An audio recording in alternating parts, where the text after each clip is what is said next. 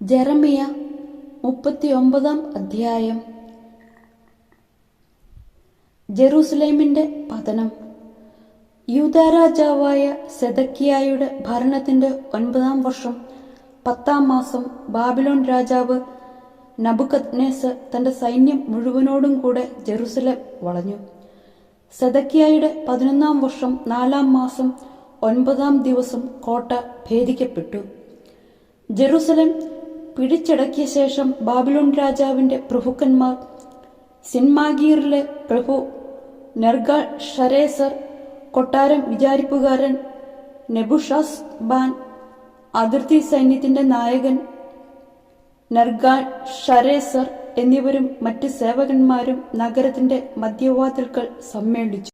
അവരെ കണ്ടപ്പോൾ സെദക്കിയ രാജാവും യോദ്ധാക്കളും രാത്രിയിൽ കൊട്ടാരത്തിന്റെ ഉദ്യാനത്തിലൂടെ 2 മതിലുകൾക്കിടയിലുള്ള വാതിലുകൾ കടന്ന് അരാബായിലേക്കുള്ള വഴിയെ പലായനം ചെയ്തു.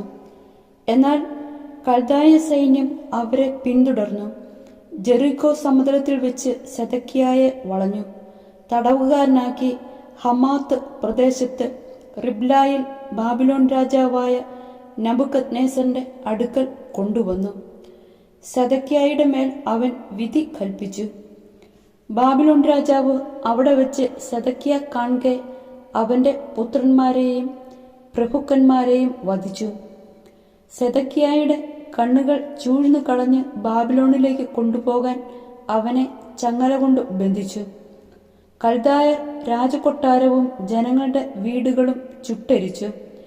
ജെറുസലേം മതിലുകൾ ഇടിച്ചു തകർത്തു. തന്റെ അടുക്കൽ അഭയം പ്രാപിച്ചവരെയും നഗരത്തിൽ അവശേഷിച്ചവരെയും സേനാനായകനായ സെബൂസരാദൻ ബാബിലോണിലേക്ക് നാടുകടത്തി. എന്നാൽ സ്വന്തമായി ഒന്നുമില്ലാതിരുന്ന കുറെ ദരിദ്രരെ യൂദാദേശത്ത് തന്നെ അവൻ പാർപ്പിച്ചു. അവർക്ക് മുന്തിരിത്തോട്ടങ്ങളും വയലുകളും നൽകി. ജെറമിയായുടെ മോചനം.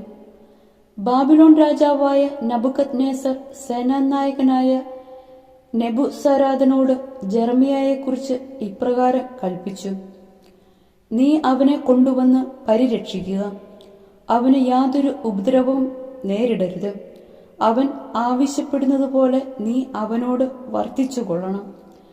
അതനുസരിച്ച് ബാബിലോൺ രാജാവിന്റെ അംഗരക്ഷകനായ നെബുസരാദൻ, കൊട്ടാരം വിചാരിപ്പുകാരനായ നെബുഷാസ്ബാൻ, അതിർത്തി സൈന്യത്തിന്റെ നായകൻ നെർഗാൾ ഷരേസർ എന്നിവരും മറ്റു സേവകരും ചേർന്ന് ആളയച്ചു. ജെറമിയായെ കാവൽപുരത്തളത്തിൽ നിന്നു വരുത്തി. അവനെ ഷാഫാന്റെ മകനായ അഹിക്കാമിന്റെ മകൻ ഗദാലിയായെ ഏൽപ്പിച്ചു. അവൻ ജെറമിയായെ തന്റെ വീട്ടിൽ കൊണ്ടുപോയി. അങ്ങനെ ജെറമിയ ജനത്തിന്റെ ഇടയിൽ വസിച്ചു.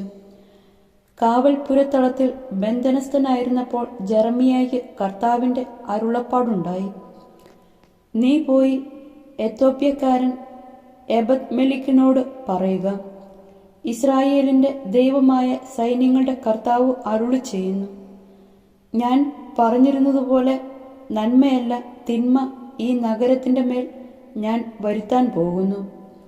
നിന്റെ കണ്ണുകൾ അത് കാണും. അന്ന് നിന്നെ ഞാൻ രക്ഷിക്കുമെന്ന് കർത്താവ് അരുളി ചെയ്യുന്നു. നീ ഭയപ്പെടുന്നവന്റെ കയ്യിൽ നിന്നെ ഞാൻ ഏൽപ്പിച്ച് കൊടുക്കുകയില്ല. ഞാൻ നിന്നെ നിശ്ചയമായും രക്ഷിക്കും. നീ വാളിനിരയാവുകയില്ല. യുദ്ധസമ്മാനമായി നിന്റെ ജീവൻ സംരക്ഷിക്കപ്പെടും. എന്തെന്നാൽ നീ എന്നിൽ ആശ്രയിച്ചു. കർത്താവ് അരുളി ചെയ്യുന്നു.